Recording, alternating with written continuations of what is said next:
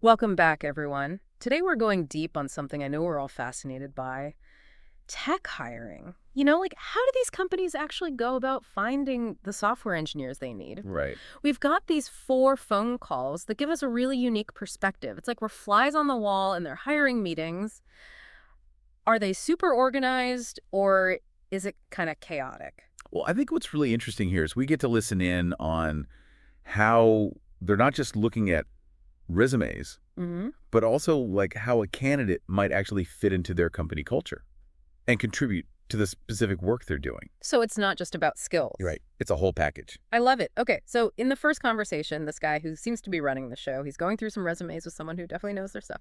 And the first candidate they talk about is a software engineer with a lot of experience in Java and a bunch of different database technologies. Honestly, I'm already feeling a little intimidated. Well, it is a lot.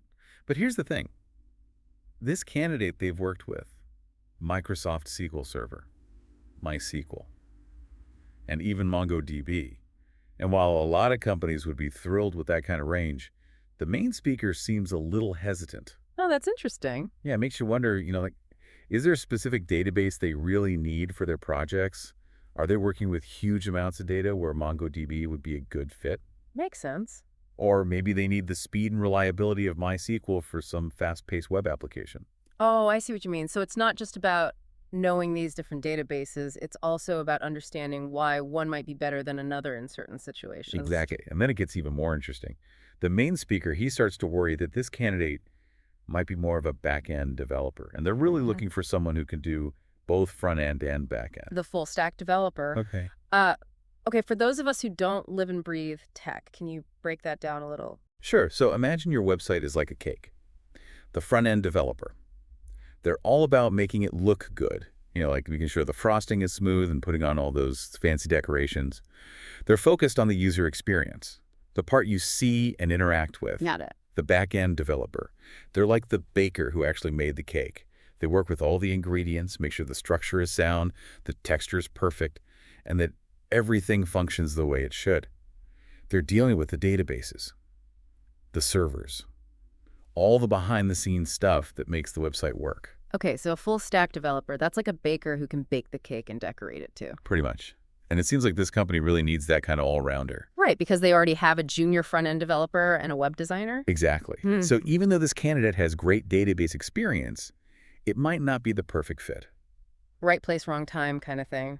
Oh, and they also mentioned that this candidate has experience with Microsoft Access. Is that still a thing? It's around, but it's not really used that much in web development anymore. It's more for simple databases. Okay, so not the best fit for this company. All right, let's move on to the next candidate. This one seems to be all about cloud architecture and DevOps. I've heard those terms, but to be honest, I have no idea what they mean. Okay, so cloud computing.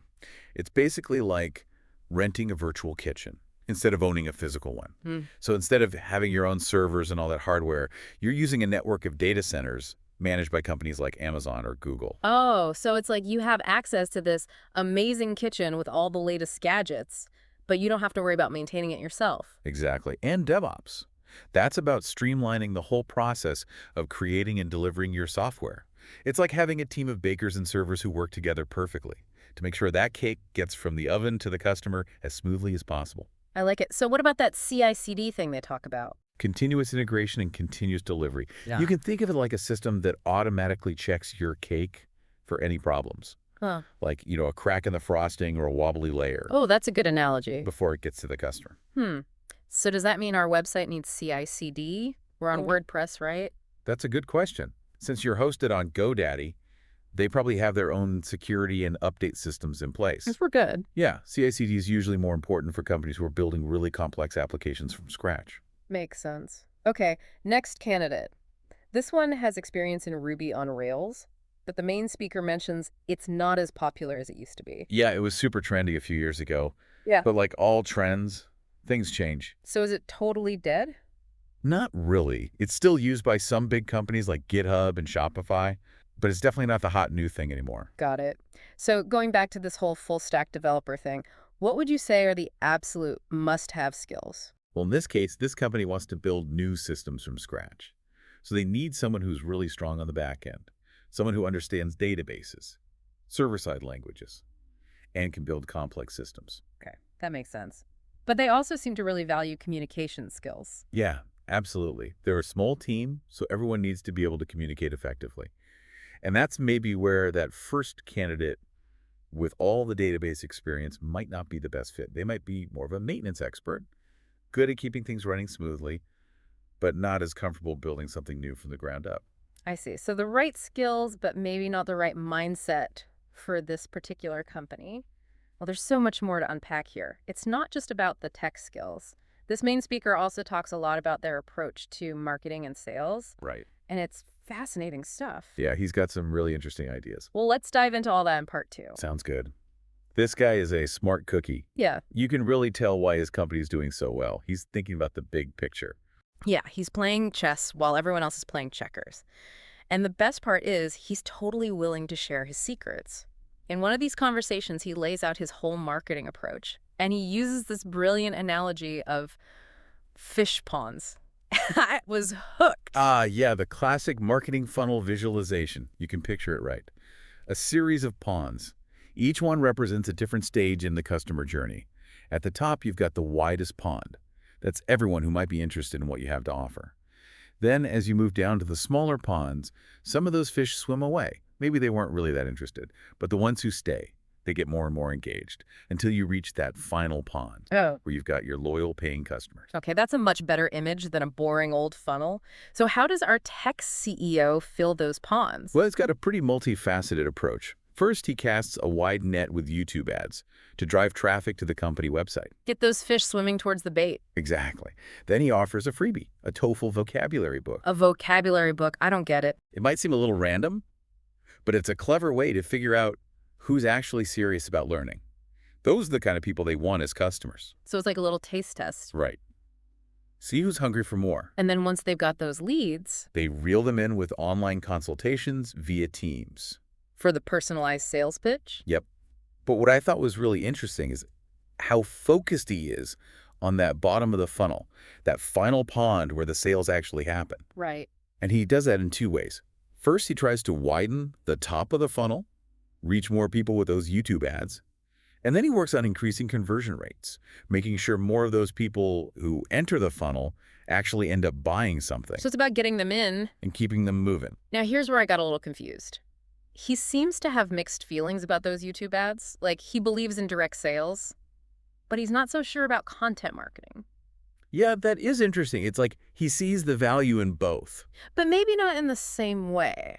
right? Like direct sales could be really effective, especially if you have a good salesperson, someone who can build relationships and tailor their pitch to each individual customer. But content marketing is more about building trust over time. Exactly. It's a longer game. Like, you're establishing yourself as the expert. And then people naturally come to you. Oh, and speaking of YouTube, don't forget about those handshake fees he mentioned. Oh, right. It seems like he's figured out how to use his channel to not only attract customers, Yeah. but also to land some pretty sweet partnerships. That's amazing. I'm telling you, this guy's a marketing genius.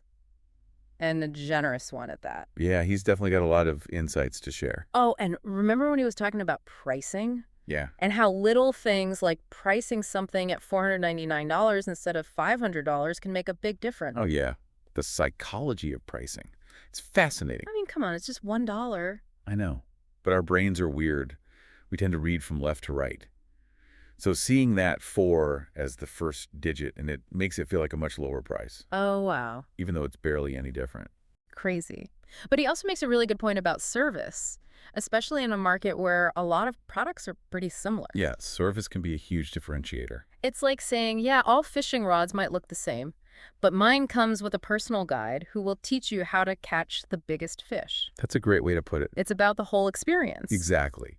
And that's what builds Right. customer loyalty. And I bet that's what leads to those high ROS numbers he keeps talking about. Return on sales. Yeah, Yeah. it's all connected. Okay, so we've covered marketing and sales, but he also talks about employee compensation, Right. specifically stock options. Yeah, that was interesting. So it's not just about salary. It's about giving employees a stake in the company. So they're motivated to help the company succeed. Exactly. It's a win-win. And speaking of talent, the other person in these conversations, who I think is a close colleague of the main speaker, he's got a really interesting career story. Oh, yeah. He went from accounting to programming. Wow, that's a big change. Talk about a career pivot. It's like realizing you're not meant to be a fisherman, you're meant to be a boat builder. I like that analogy. You still love the water, but you find your passion in a different part of the industry. And this guy didn't stop there. He started teaching online, built a following on YouTube, even landed a client through his channel. It's amazing what you can do online these days. Right. It's like saying, I'm not just going to fish, I'm going to teach other people how to fish and build a whole community around it. Exactly.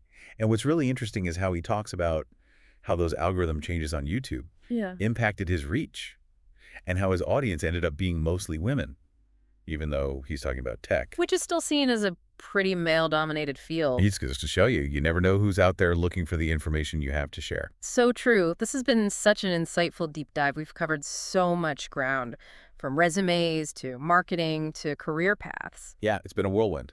But in a good way. Definitely. So what are your biggest takeaways from all this? That's a good question. And it leads perfectly into our final part, where we'll try to make sense of it all and figure out what it means for you, our listener. It's funny, isn't it? We started out trying to figure out how this tech company finds its engineers, but we ended up talking about so much more. Marketing, pricing, stock options, career changes. It's like we got a masterclass in building a successful business. I know, right? It's like those choose-your-own-adventure books. There's so many different paths you can take. And they can all lead to success. I think that's a really important takeaway for our listeners. Definitely. Be open to new possibilities. Don't be afraid to change course if you need to. You might start out as a programmer, but end up as a YouTuber or a teacher. You never know where life will take you. Okay, but let's try to break down some of the key insights from these conversations. Sure.